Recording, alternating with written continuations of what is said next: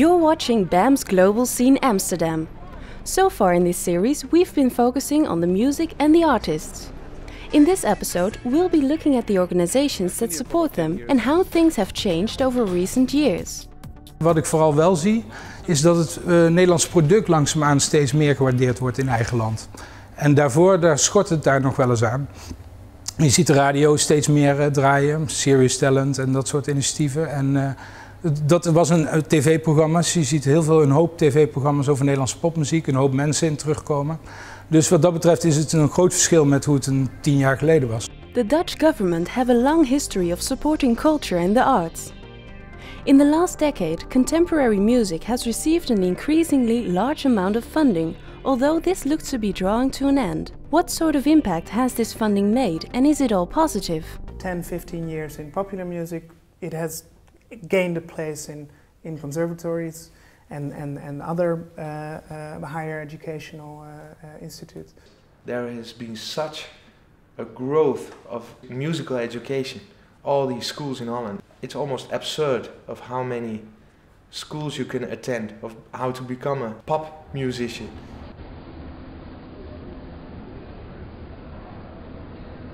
There are just too many. And also in all the surrounding management and music business and all these kinds of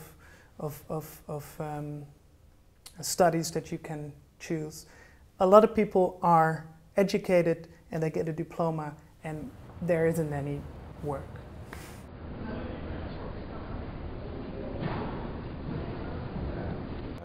Last 5-6 years I'm working for GRAP, which is the organization to promote Amsterdam pop music, and we organize competitions, festivals, showcases. One of the things with the competition is that you really need to be on your toes. You need to make a good impression, and it's good for your career as well to see how you deal with these kind of things. It gives you a status if you enter a contest and you go to the finals.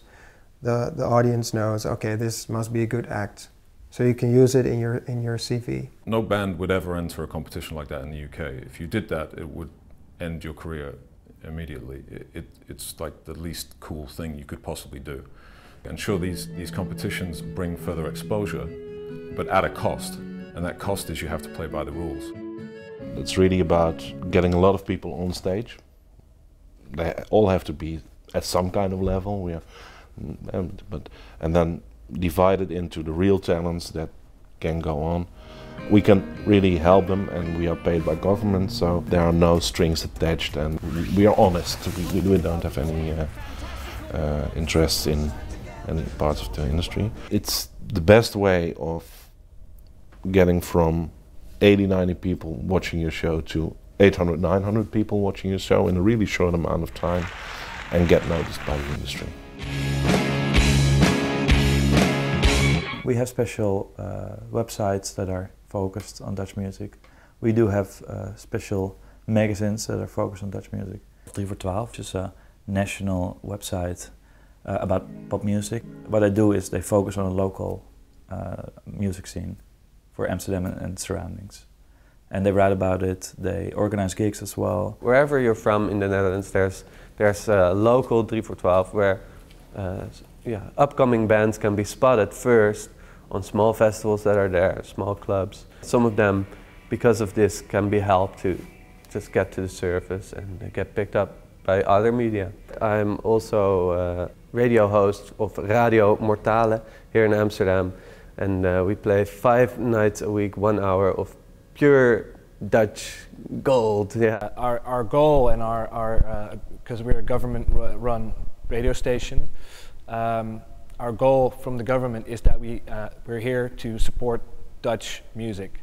So we have to play a lot of Dutch music, and we want to play a lot of Dutch music because, it's what I just said earlier. It's a lot of fun to support local bands and to see them grow. We don't have the problem that we have to play some records. If we like a record, we can play it, and if we don't like it, we don't have to play it.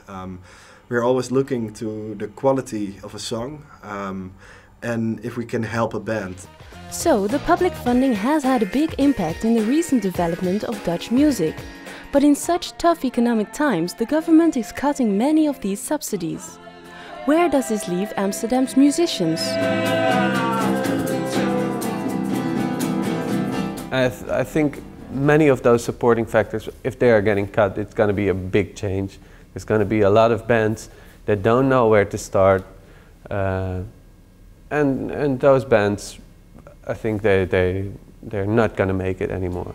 And yeah, I think for alternative music, it's going to change the most because you don't have an audience of 500,000 in the Netherlands. Not even close. So I think there will be a big cut in clubs and there will be a big cut in festivals as well. I think now there's 180 summer festivals in the Netherlands. I think 20% will lose their budget, maybe even 30% will lose their budget and will disappear. I'm really afraid that the clubs will stay, but the concerts in the clubs and live music, it's not really a way to earn money. The concerts will be a lot less. Maybe they bring us a lot of good things. I mean, maybe people go back to the attics and people go back to the basements and they're going to do it themselves again. I mean, maybe. I mean, maybe it's going to be the start of a whole new movement. It's good because people will realize that you need to, you know, create a lot of noise before something happens. And it's just, you know, you can't just keep throwing parties that are just funded by government money with not a lot of audience. And you need a playground to experiment. If you do not have this playground, you will move on, and I think a lot of people have done that already in the past decade. Being the ambassador of the night, I'm trying to kind of explain this to the local government and make them aware of what's happening in the rest of the world. They call it left-wing hobbies here. That's what they call music and art. And I think that's incredible that people fall for that. It's sad. There we have it. Potentially tough times ahead, but historically, recessions have been fertile breeding grounds for revolutionary musical movements. Look out for the next episode where we will be examining the global impact of Dutch music. Find it at BAMM.TV.